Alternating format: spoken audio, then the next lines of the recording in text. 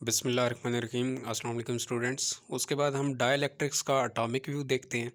लेकिन जैसे कि हम डिस्कस कर चुके हैं कि डाइलेक्ट्रिक क्या होते हैं, ये एक इंसुलेटिंग मटेरियल्स होते हैं जो जिनके ज़रिए इलेक्ट्रिक करंट जो है वो पास आउट नहीं हो सकता, क्योंकि ये मटेरियल जो होते हैं ये हाई रेजिस्टेंस इनके अंदर मौजूद होती है। फॉर एग्जांपल डाइलेक्ट्रिक्स के लिए जैसे पहले मैंने आपको बताया था कि पेपर भी यूज़ हो सकता है, पैरेक्स यूज़ हो सकता है, उसके अलावा ट्रांसफार्मर ऑयल यूज़ हो सकता है, प्योर वाटर भी आप यूज़ कर सकते हैं एज अ डाइलेक्ट्रिक, और उसके अलावा सिलिकॉन को भी आप यूज़ कर सकते हैं। उसके बाद है डाइलेक्ट्रिक दो टाइप के होते हैं, एक पोलर डाइलेक्ट्रिक होते हैं और एक नॉन पोलर डाइलेक्ट्रिक्स होते हैं। तो सबसे पहले देखते हैं कि पोलर डाइलेक्ट्रिक क्या होते हैं। तो पोलर डाइलेक्ट्रिक ऐसे डाइलेक्ट्रिक्स होते हैं जिनके अंदर परमानेंट इलेक्ट्रिक डायपोल्स मौजूद होते हैं। ठीक है, जिनके अंदर परमानेंट डायपोल मोमेंट मौजूद होते हैं, और ये जो मटेरियल्स होते हैं ये परमानेंट डायपोल्स के ऊपर ही मुश्तमिल होते हैं। जब आप किसी भी एटम के अंदर, जैसे इस डायग्राम को देखें फर्स्ट को, ठीक है, उसके अंदर इलेक्ट्रिक फील्ड प्रोवाइड नहीं करते, तो इसके अंदर जो इसके एटम्स होते हैं ये रेंडमली सेपरेटेड होते हैं। ठीक है, ये जो इसके एटम्स होते हैं ये रेंडमली सेपरेटेड होते हैं, इनके ऊपर पॉजिटिव और नेगेटिव दोनों चार्जेस होते हैं। लेकिन जब आप इसके गिर्द एक इलेक्ट्रिक फील्ड प्लेस कर देते हैं, तो फिर जो नेगेटिव चार्जेस होते हैं वो पॉजिटिव चार्ज की तरफ अट्रैक्ट होना शुरू हो जाते हैं, और जो पॉजिटिव चार्जेस होते हैं वो नेगेटिव चार्ज की तरफ अट्रैक्ट होना शुरू हो जाते हैं। तो यहाँ पे एक डायपोल्स बन जाते हैं। ठीक है, डायपोल का मतलब ही यही होता है जिसके दो पोल्स हों। ठीक है, जैसे एक मैग्नेट होता है ना, उसके दो पोल्स होते हैं, एक नॉर्थ होता है एक साउथ पोल होता है, उसको भी आप डायपोल कह सकते हैं। तो ये जो इसके एटम्स हैं और इसके जो मॉलिक्यूल्स हैं, उनमें से नेगेटिव चार्जेस पॉजिटिव प्लेट की तरफ अट्रैक्ट होना शुरू हो जाते हैं, और जो पॉजिटिव चार्जेस हैं वो नेगेटिव प्लेट की तरफ अट्रैक्ट होना शुरू हो जाते हैं। तो फिर इसके अंदर एक डायपोल क्रिएट हो जाता है। ठीक है, सारे नेगेटिव चार्जेस पॉजिटिव प्लेट की तरफ आ जाते हैं और सारे पॉजिटिव चार्जेस नेगेटिव प्लेट की तरफ चले जाते हैं। तो इनके दरमियान एक पोटेंशियल डिफरेंस क्रिएट हो जाता है, और ये जो डायपोल इनके अंदर प्लेस हुआ है, ठीक है, प्रोड्यूस हुआ है, इसकी अलाइनमेंट को आप इंक्रीज़ कर सकते हैं इलेक्ट्रिक फील्ड की स्ट्रेंथ को बढ़ाकर। ठीक है, अगर आप इलेक्ट्रिक फील्ड की स्ट्रेंथ को बढ़ा देंगे तो इसकी जो डायपोल्स की अलाइनमेंट है ये भी क्या हो जाएगी, इंक्रीज़ हो जाएगी। ठीक है, और उसके अलावा इसको आप इंक्रीज़ या डिक्रीज़ टेम्परेचर के ज़रिए भी कर सकते हैं। टेम्परेचर को इंक्रीज़ करेंगे तब भी अलाइनमेंट इंक्रीज़ हो जाएगी, और टेम्परेचर को डिक्रीज़ करेंगे तो अलाइनमेंट क्या हो जाएगी, डिक्रीज़ हो जाएगी। उसके बाद है non polar dielectrics. Non polar dielectrics ऐसे डाइलेक्ट्रिक्स होते हैं जिनके अंदर परमानेंट डायपोल मोमेंट्स मौजूद नहीं होते, उनको नॉन पोलर डाइलेक्ट्रिक्स कहा जाता है। जब किसी भी फील्ड के अंदर एक एक्सटर्नल इलेक्ट्रिक फील्ड मौजूद नहीं होता तो उसके एटम्स जो होते हैं वो न्यूट्रल होते हैं, उनके ऊपर पॉजिटिव और नेगेटिव चार्जेस बराबर होते हैं, जिसकी वजह से वो न्यूट्रली बिहेव करते हैं।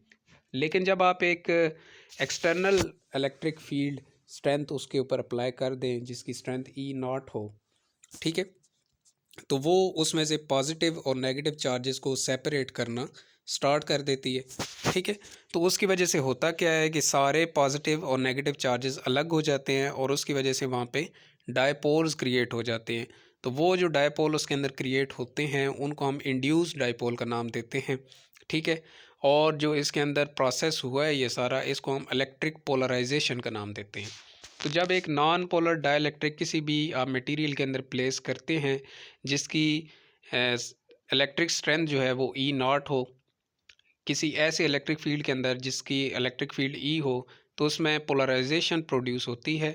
तो the electric field produces due to polarisation of dielectric is always opposite. देखें, जो आप एक्सटर्नल इलेक्ट्रिक फील्ड प्रोवाइड करते हैं ना, वो इंटरनल इलेक्ट्रिक फील्ड के हमेशा अपोजिट डायरेक्शन में होता है। ठीक है, external electric field internal electric field के हमेशा अपोजिट डायरेक्शन में होता है। तो अगर आप टोटल उसके ऊपर net electric field find out करें तो आप इस इक्वेशन के ज़रिए फाइंड आउट कर सकते हैं, E is equal to E not minus E dash.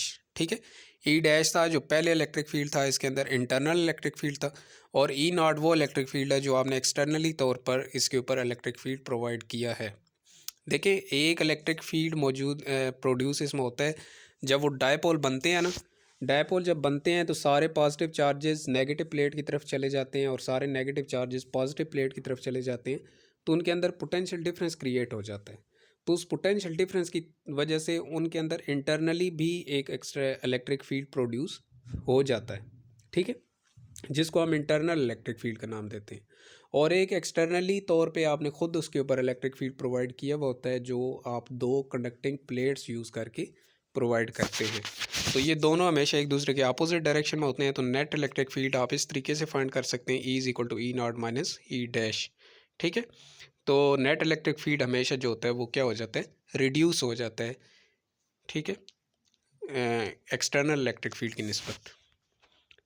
उसके बाद इनके इफ़ेक्ट्स देखते हैं कि डाइलेक्ट्रिक मीडियम के क्या इफ़ेक्ट्स होते हैं कैपेसिटर की कैपेसिटेंस के ऊपर। देखिए, जब तक आपने उसके ऊपर डाइलेक्ट्रिक प्लेस नहीं किया था कैपेसिटर की दोनों प्लेट्स के दरमियान, तो उसके ऊपर जो चार्ज था वो Q था, और चार्ज इक्वल था Q is equal to CV के इक्वल था। लेकिन जैसे ही आप डाइलेक्ट्रिक प्लेस कर देते हैं उसकी दोनों प्लेट्स के दरमियान कैपेसिटर की, तो उसका जो नेट इलेक्ट्रिक फील्ड है और उसकी जो नेट पोटेंशियल डिफरेंस है वो डिक्रीज़ होना शुरू हो जाता है, ठीक है, वो रिड्यूस होना शुरू हो जाता है, कम होना शुरू हो जाता है।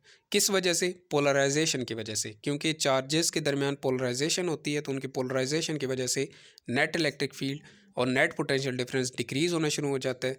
जब वो डिक्रीज़ होता है तो बैटरी को ज़्यादा वर्क करना पड़ता है, ठीक है, चार्जेस को ट्रांसफ़र करने के लिए।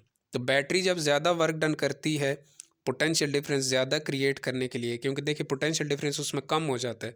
जब पोटेंशियल डिफरेंस कम होता है तो बैटरी उसको इंक्रीज़ करने की कोशिश करती है, तो बैटरी उसके ऊपर ज़्यादा वर्क डन करती है, जिसकी वजह से उसमें ज़्यादा चार्ज स्टोर होता है।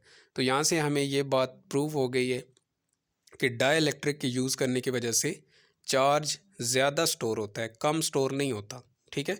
तो कैपेसिटर्स की प्लेट्स के दरमियान डाइलेक्ट्रिक्स के यूज़ करने से उसमें ज़्यादा चार्ज स्टोर होता है, किसकी निस्बत?